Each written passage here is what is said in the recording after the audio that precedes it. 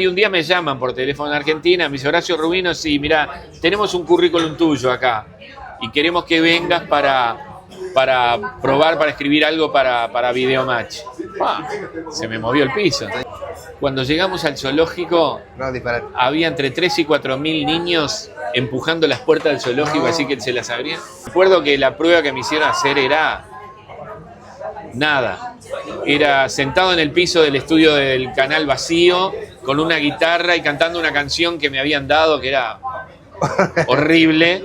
Uruguay parece una repetidora de Argentina. En realidad nosotros le lideramos la audiencia y todos los que salieron a competir en toda la historia de Cacho, todos perdieron. En la ciudad se prende una llama, cada voz es un puente de conversar, historias que sanan, que se sientan de frente, de conversar, historias sin tiempo. Bueno, bienvenidos a otro programa de Conversa.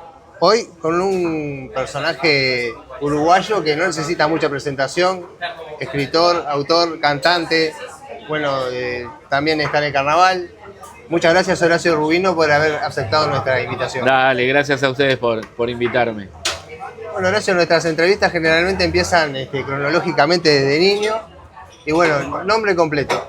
Horacio Rubino y Torres, apellido materno. ¿Qué edad tenés, Horacio? Yo tengo 63 en este momento. Creo que me dicen que me aparento menos, ojalá. Sí. Bueno, ¿lugar de nacimiento? Acá, Montevideo, en Uruguay. ¿De qué barrio? Yo en realidad la niñez, pero de la que tengo pocos recuerdos es en Punta Gorda. Pero viví toda mi niñez con recuerdos y mi adolescencia en el barrio Cordón, no lejos de acá, ahí en la calle Mercedes y entre Javier Barrio Zamorín, que antes era Médanos, se llamaba así, y Germán Barbato, que antes era Olimar. O sea, entre Médanos y Olimar, que hoy son Javier Barrio Zamorín y Germán Barbato. Exactamente. Bueno, yendo a esa época de niño, Horacio Rubino de niño, ¿qué recuerdos tenés de tu infancia? Muchos. Yo, tanto en la escuela como en el liceo, siempre fui el gracioso de la clase. De hecho, tenía muy buenas notas en lo que tenía que ver con el estudio, pero muy mala conducta. Mi familia éramos 4 hermanos. Y mis 3 hermanos, todos mayores que yo, fueron todos abanderados de la escuela de Estados Unidos a la que íbamos. Y el único que no fue abanderado, que lo podía haber sido por las notas, pero no por la conducta, fui yo. Así que tengo ese recuerdo de la escuela, de ser siempre el gracioso de la clase y en el liceo otro tanto. Eso no fue muy beneficioso por un lado, no, pero bueno, después, ahí marcó tu camino, ¿no? Me fue orientando para lo que terminé haciendo hasta el día de hoy. Bueno, nosotros en una investigación ardua que hicimos, tu primer chiste fue en la escuela, de lo que contaste. Justamente, yo tenía una maestra que se llamaba Vilma y increíblemente el esposo era Pedro, o sea que ya ahí había un chiste, ya ahí yo ya armé un chiste con eso. Pero en clase, la maestra una vez estaba hablando de Beethoven y preguntó si alguien sabía que era Beethoven. Yo levanté la mano y me dio la palabra, dije sordo y me echó de clase. Y fue mi primer chiste registrado y también mi primera expulsión de clase, que tuve muchas en la escuela y en el liceo.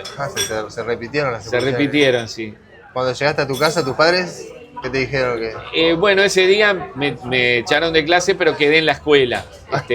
Un día sí me mandaron con una de las empleadas de la escuela a mi casa porque me había peleado con un compañero y habíamos roto un mueble, no sé qué era, y me mandaron con esta empleada de la escuela a mi casa en horario escolar con el pedazo de madera en la mano, y bueno, ahí mis papás no se quedaron nada contentos. Me imagino. Sí. ¿A qué se dedicaban tus padres, recordás? Mi padre era vendedor publicitario, mi madre era ama de casa, en aquel momento una profesión muy común. Hoy viste que hay multitarea en tanto en hombres como en mujeres. Mi mamá hacía algunos trabajos en casa, pero por ejemplo para gente que en el barrio la venía a contratar para que le reparara cosas, porque cosía muy bien. Ahí está. Y mi padre era vendedor publicitario. Y bueno, yo en principio tenía como horizonte seguir física nuclear, y terminé nada que ver en lo que todos conocen hoy. ¿A qué escuela fuiste? La escuela de Estados Unidos, que queda ahí en la calle Uruguay, entre Vázquez y Tacuarembó. No, entre Vázquez y Javier Barrio Zamorín, en la escuela de Estados Unidos. Y después recorrí los liceos grandes, los hice todos. Estuviste en varios liceos. Estuve en varios, en el Liceo Miranda, en el IABA, en el Zorrilla, en el Dámaso. O sea, de los grandes anduve por todos. Bueno, un poco la próxima pregunta viene por ese lado, como me decís, que en realidad cuando vos eras chico, ¿qué querías hacer? Nada, en la escuela, viste que uno dice cualquier cosa. O sea, mi padre, aparte de ser vendedor publicitario, trabajó en Associated Press. En aquel momento venían las fotos, se imprimían, no eran como ahora, viste, claro, todo digital. Y yo le pedía que cuando llegaran fotos de animales que me las guardara, y me armé un cuaderno, y yo decía que iba a ser veterinario. Pero eso creo que los niños dicen o policía, veterinario. O doctor. Cuando empecé a tener ya más raciocinio de qué, me empecé a interiorizar por la ciencia, y sobre todo la física me apasionó desde el primer minuto. Y me acuerdo que había averiguado, pero física nuclear no había una carrera acá en Uruguay, había que irse a Argentina, Bariloche. Y tenía como ese deseo, pero bueno, después apareció por accidente la parte artística y me empezó a absorber. Y bueno, algún día, no es que la dejé del todo el tema del estudio, porque he seguido en forma autodidacta, comprándome libros de física y todo. Y de hecho el año pasado... Algo de Clemente Estable. Sí, ¿no? Clemente Estable fue tío abuelo mío, y tengo un telescopio que le pertenecía, que de hecho el año pasado hice 2 cursos, uno de astrofísica y el otro de astronomía en el planetario, y quedaron todos enloquecidos con el telescopio de Clemente Estable. Como ese niño que pasó al liceo, que con la idea de ser físico nuclear y después terminar en otra actividad. ¿Cómo comenzó qué día dijiste, no, me voy a dedicar al humor? Yo era el gracioso de la clase, hasta editamos una revista con lo que pasaba dentro de revista hecha a mano, con ganchito. Ajá. Y alguien que sabía que yo tenía esas inquietudes me invitó a participar en una obra de teatro de un grupo que se llamaba Taller de los 10. Y ahí, increíblemente, yo no actuaba, tocaba en una parte que era una murga. Yo era parte de tocaba los platillos en esa murga, y de ahí me invitan a participar en el grupo Café Teatro de la Asociación Cristiana de Jóvenes, que ese ya es más conocido. Surgieron muchos nombres que después terminaron en la televisión, como Silvia Novarese, como Roberto Borne, y me invitan ahí, donde sí actué y canté, y empecé mis primeras armas artísticas en ese grupo, el grupo Café Teatro. De ese grupo me invitan a participar en Carnaval, que a mí me gustaban los parodistas, me gustaban Clappers y Gavis por igual, porque eran el Peñarol Nacional de ese entonces. Claro. Y termino saliendo en uno de los dos, en Clappers, donde hice mi primera incursión en Carnaval, totalmente exitosa, porque el primer año yo ya escribí el 80% del espectáculo y ganamos el primer premio. Y bueno, de ahí en más fue la única categoría en la que participé como componente. Gracias. Muchas gracias. Fue la categoría en la que participé como componente. Nunca salí en otra categoría como componente, sí escribí para todas. Exacto, tú te iba a la pregunta esa, que escribiste hasta para murgas, que uno puede pensar. Escribí, bueno, de los premios que he conseguido en Carnaval, uno de los que les doy más valor es cuando gané el mejor cuplé con La Gran Muñeca, que eso fue en 1996. Y en parodistas siempre han sido 7, 8 compitiendo por la copa, pero en murga son 20 y pico de murgas. Entonces, entre tantas, sí, claro, poder salir primer premio para subir a ganar el mejor cuplé escrito por mí, realmente le doy un valor importante. Y sí, he escrito en murgas, en lugolos, en humoristas, en revistas, hasta en fuera de concurso cuando participaban del concurso de carnaval, escribí en todas. Esa beta de escritor y de salir de la escena, ¿cuál es la que más te...?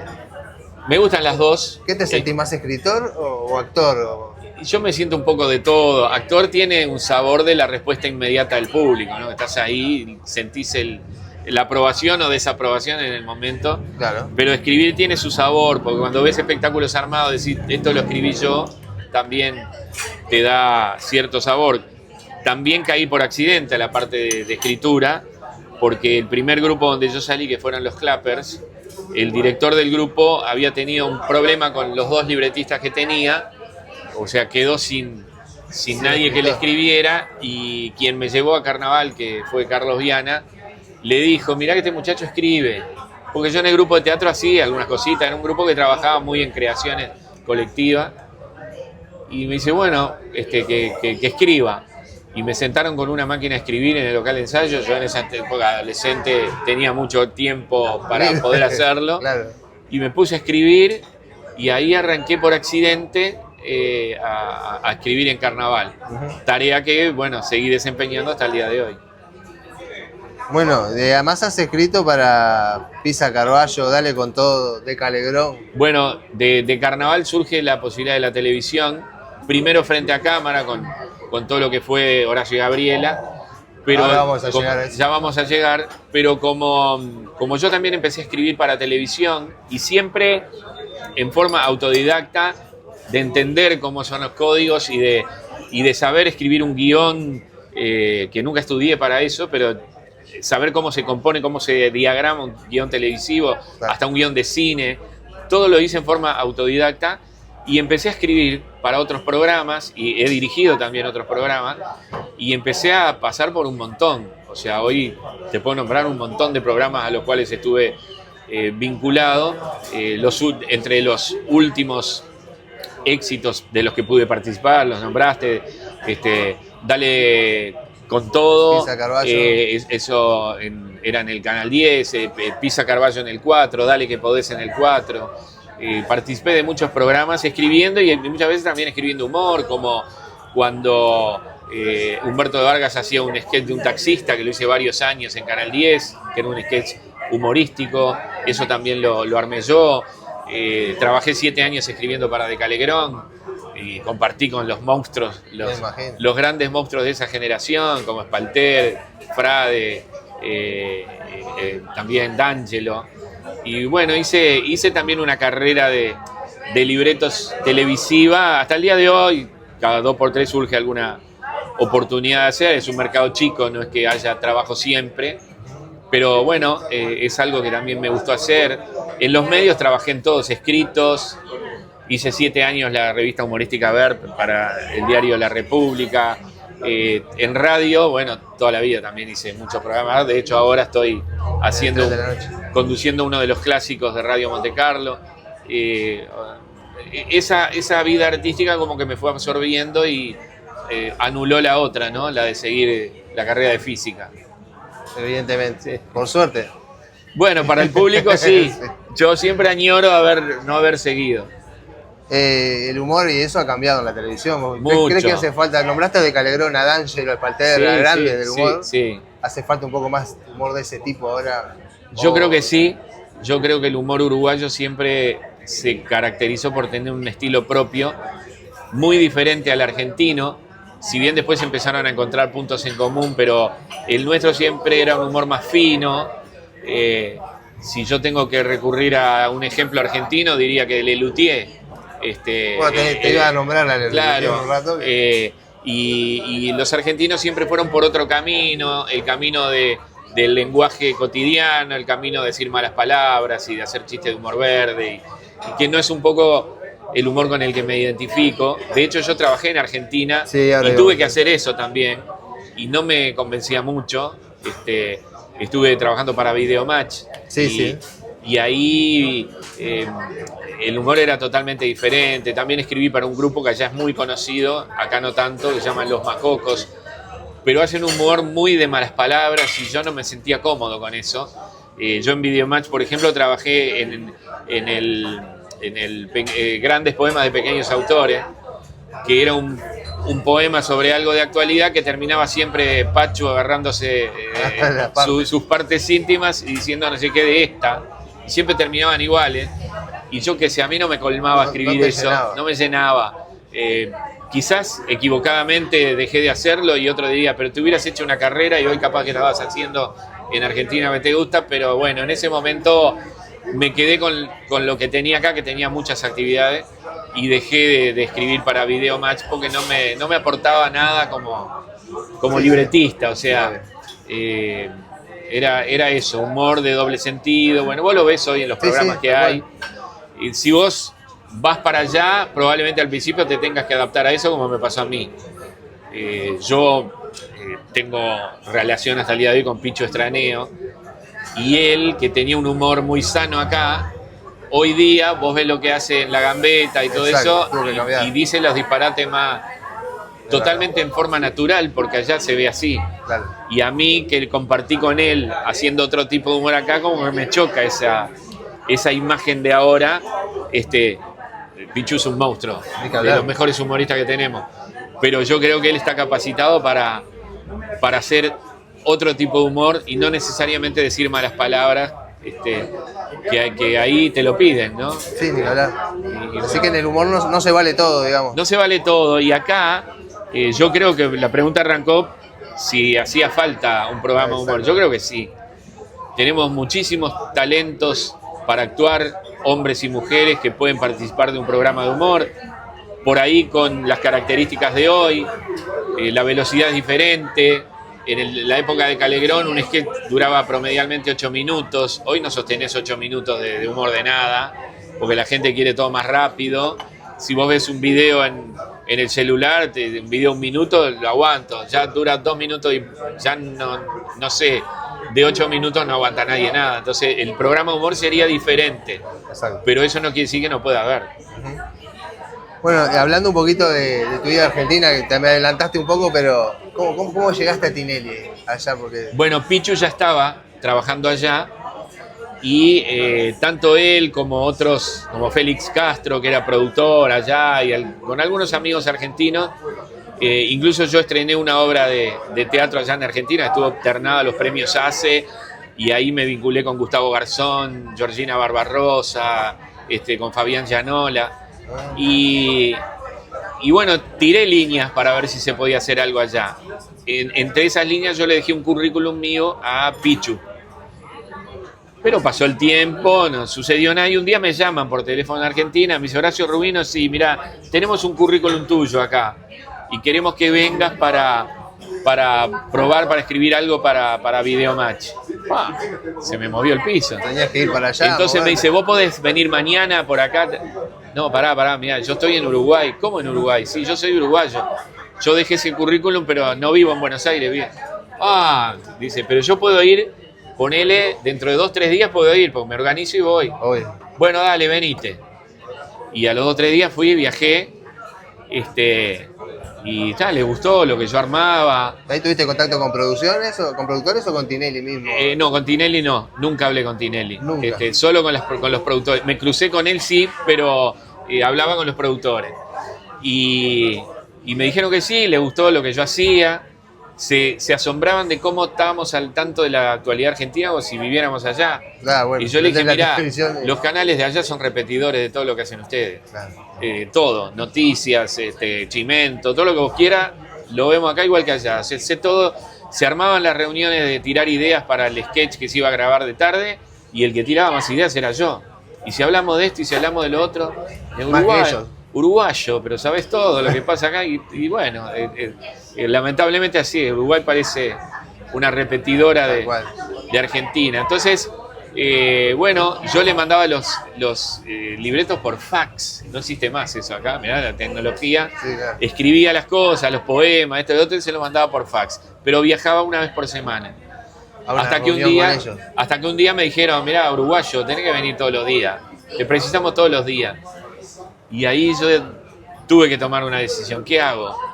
Largo todo lo que tengo allá, que tenía un montón de cosas, y me vengo seguir probando y capaz que mañana se termina o me quedo allá. Y bueno, opté por quedarme acá en Uruguay y no seguir la carrera allá en Argentina. No sé qué hubiera sido mejor. Hoy día no lo sabés. Claro, claro. Digamos, las producciones de allá, me imagino que nada que ver a lo que, No, yo lo que estaba estás en acostumbrado Hollywood. acá. Nosotros para De Calegrón nos juntábamos los martes, tirábamos las ideas de mañana en una reunión, estaban todos, Espalter, D'Angelo, Frade. Después, con las ideas, nos llevamos para escribir las cosas y teníamos otra reunión el jueves o viernes. Ahí leíamos lo que habíamos escrito. Y el lunes se grababa. En Argentina, en Videomatch, nos reuníamos de mañana, tipo 10 de la mañana, tirábamos las ideas, ya quedábamos cada uno en qué íbamos a escribir, lo escribíamos ahí mismo, terminaba la reunión, nos poníamos a escribir y se grababa a las 3 de la tarde. Pero aparte, yo escribía también para otro sketch que era El Equipo Deprimente, Ajá. que era una parodia del equipo de primera, de fútbol. Y nosotros tirábamos las ideas de mañana, que se asombraban porque yo decía, cuando me acuerdo que una vez estaba Racing de Argentina mal, que parecía que el club se disolvía y horrible estaba la situación. Y yo tiré la idea de, ¿y si rematamos todo lo de Racing? Hacemos un remate y rematamos todo, desde el estadio, cosas, rematamos el número 9, rematamos las banderas, todo. Uruguayo, está bueno eso, no sé qué. Empezamos a armar el sketch. Y bueno, ¿qué podemos rematar? Y vamos a rematar los últimos choripanes que se estaban vendiendo. Y levantaban el teléfono y decía, preciso una bandeja con 4 choripanes. Y rematamos la barra brava. Preciso 4 extras de pelo largo, con cadena, todo. Inmediato. Una lista así. A las 3 de la tarde entrabas al estudio, estaba todo, no faltaba nada. Todo lo que habías pedido estaba ahí.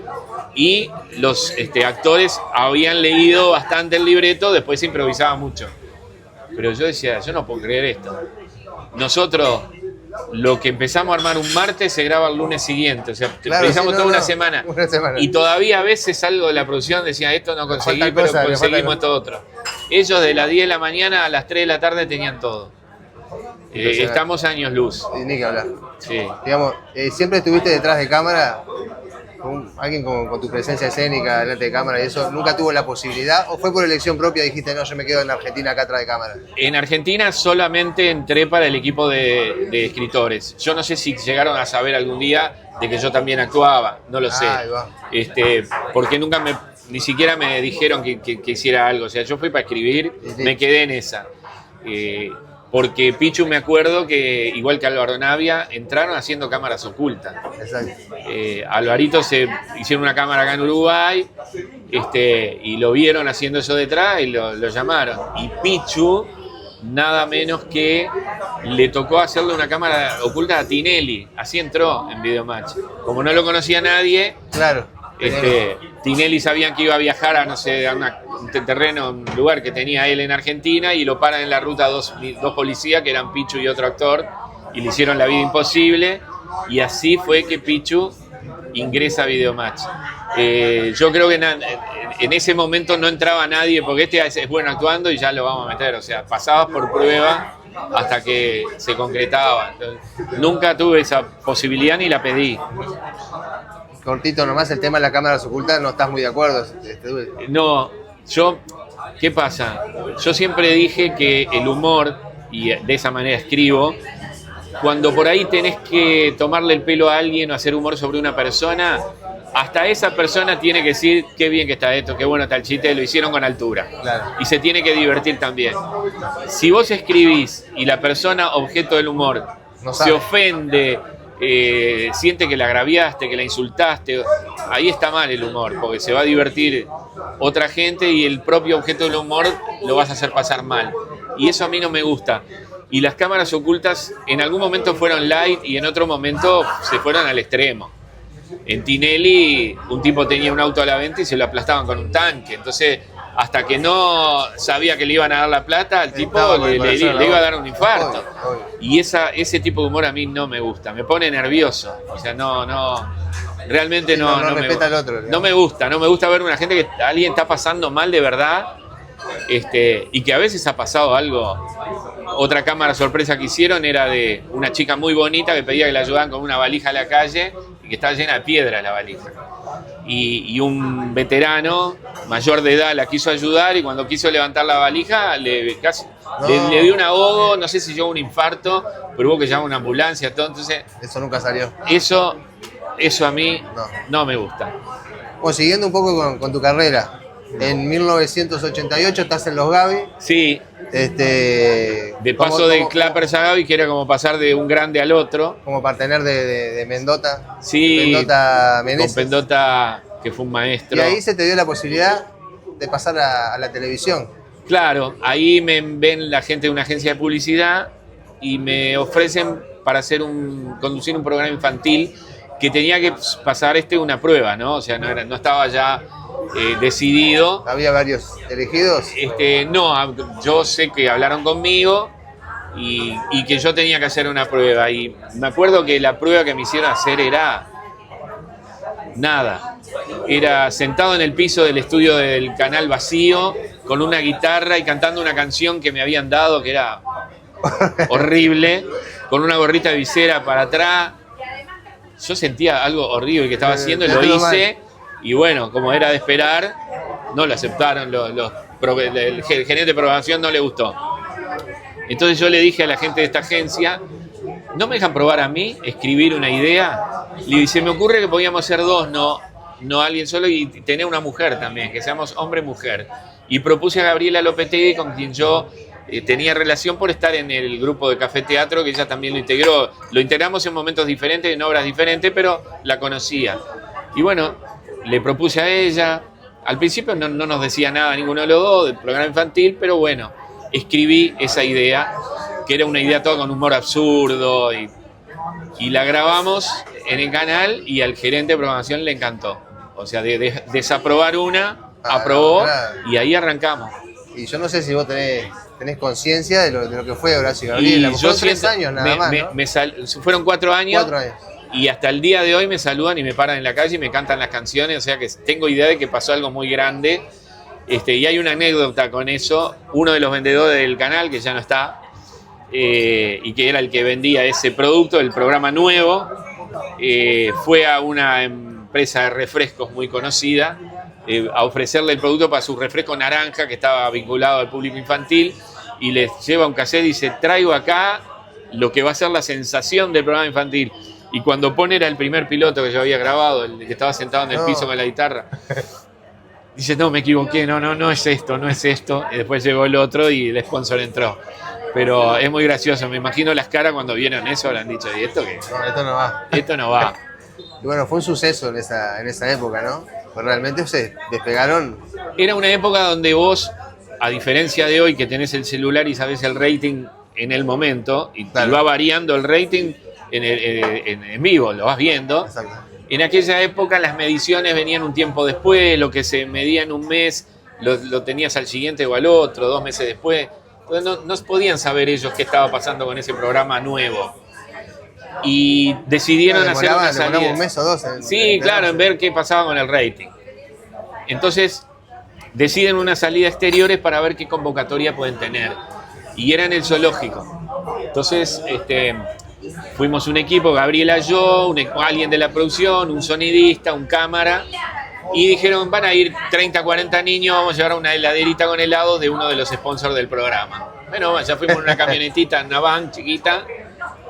Cuando llegamos al zoológico, había entre 3 y 4 mil niños empujando las puertas del zoológico, así que se las abrían.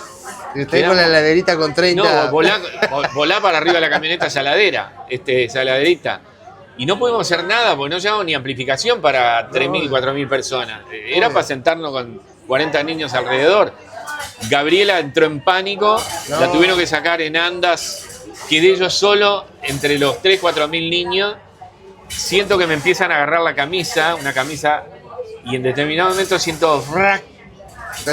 Me la rompieron en 14 pedazos y quedé del torso desnudo.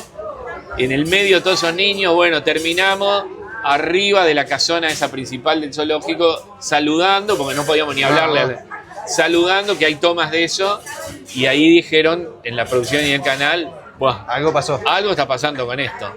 Y de hecho algo pasó porque lideramos los 4 años que estuvimos al aire, lideramos pero infinitamente. El clásico de los programas infantiles, el más histórico, Cacho Bochinche. Ni que hablar.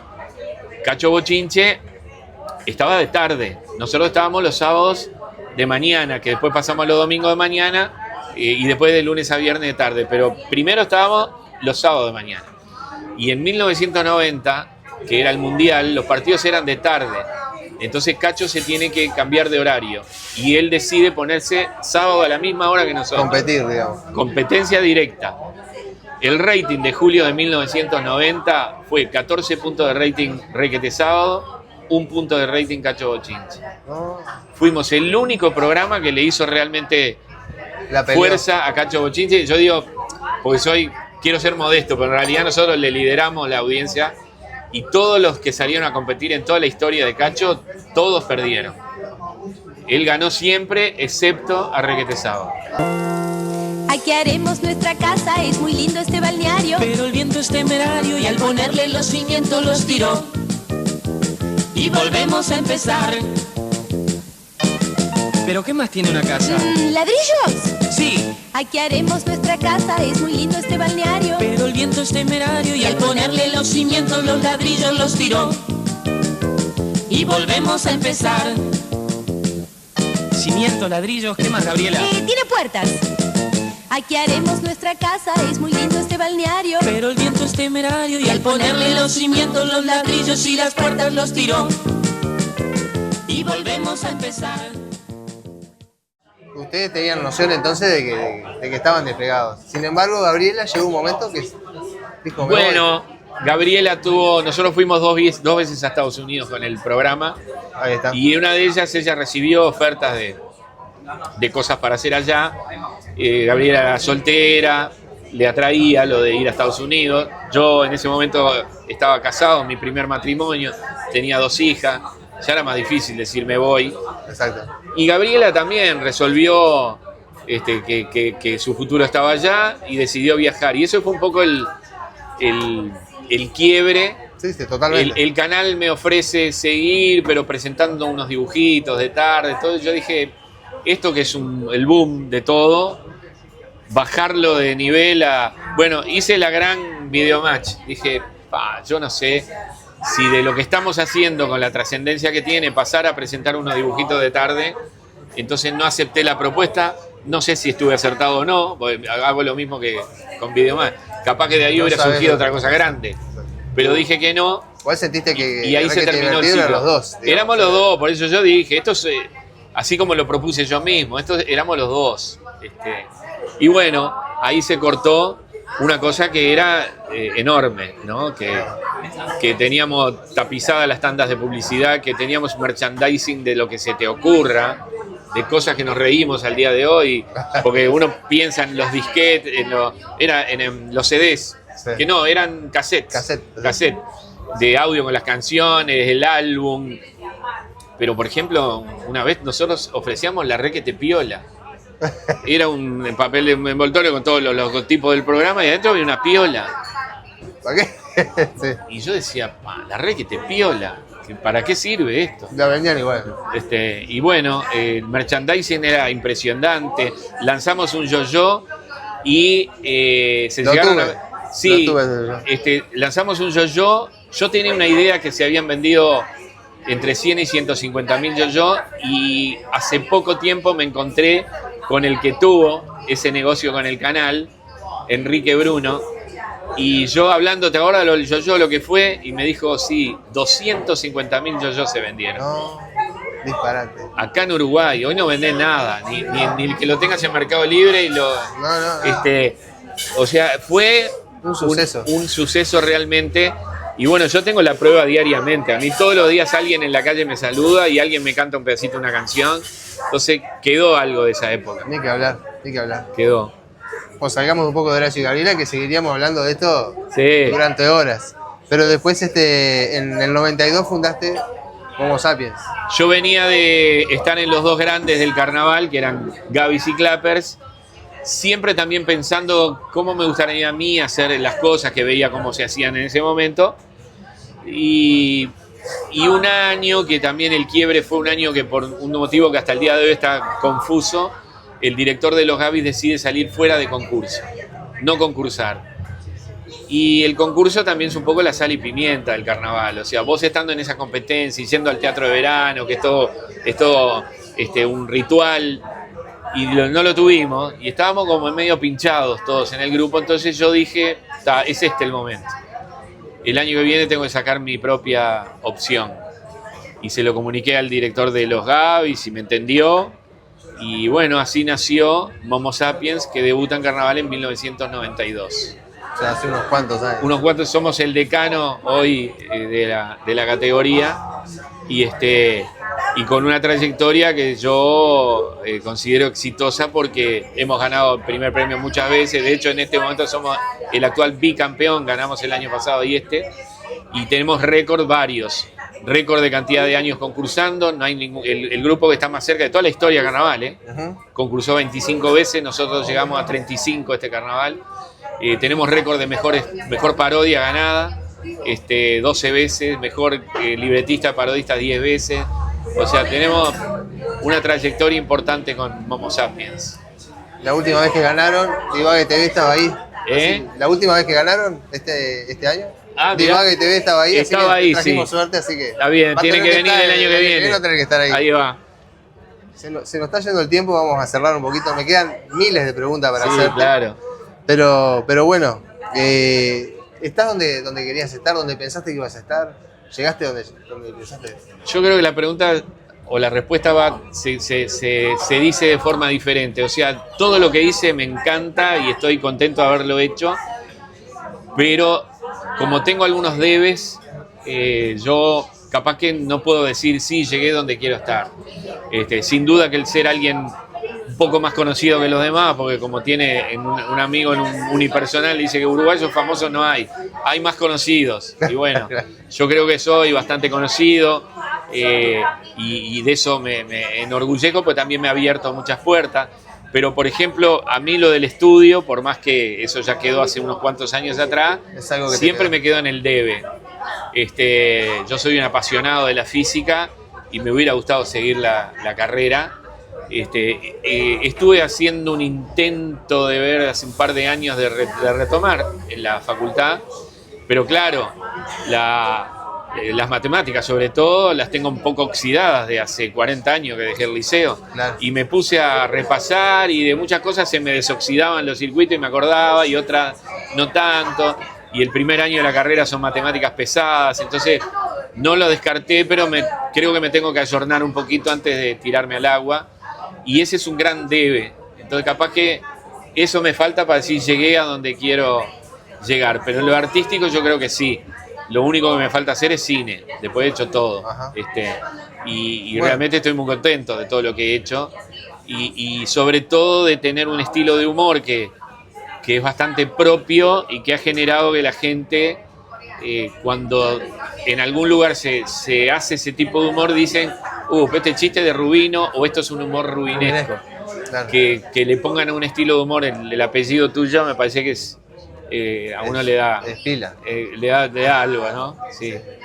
Y bueno, y de acá, digamos, no es una pregunta, pero de acá mucho tiempo, ¿cómo te gustaría que te recuerden? Y como alguien que hizo reír a la gente, que creo que es algo noble, ¿no? Porque hoy día con todos los problemas, con todo lo malo que hay, que lo ves todos los días en los noticieros, que alguien te traiga un rato, aunque sea una sonrisa. Y nosotros cuando hacemos el programa en Monte Carlo, el tren de la noche, que hay una audiencia muy grande, porque la radio la tiene, sigue siendo la que mide en el primer lugar, pero aparte hay mucha gente que está trabajando, hay mucha gente que está sola, y nos dicen, y eso es una cosa que a mí me llega mucho, yo estoy sola, a veces estoy sola porque no puedo estar acompañada, porque ya no tengo familia, porque están viviendo situaciones que son tristes, y ustedes me alegran las madrugadas. Y el hecho de poder alegrar a alguien, o como me ha dicho gente en carnaval, ustedes me hicieron reír y hacía tiempo que no me reía porque estoy viviendo una situación familiar complicada. Entonces eso yo le doy un valor enorme. Hay que hablar. Llevarle alegría a alguien en algún momento, hacerlo reír, aunque sea por un rato, yo lo veo como una cosa noble, por lo menos para uno, y realmente estoy contento de poderlo hecho y que la gente recuerde eso. Este tipo me hacía reír y eso ya para mí es mucho. Bueno, Horacio, se nos terminó el tiempo. El programa es corto, demasiado Sí. corto.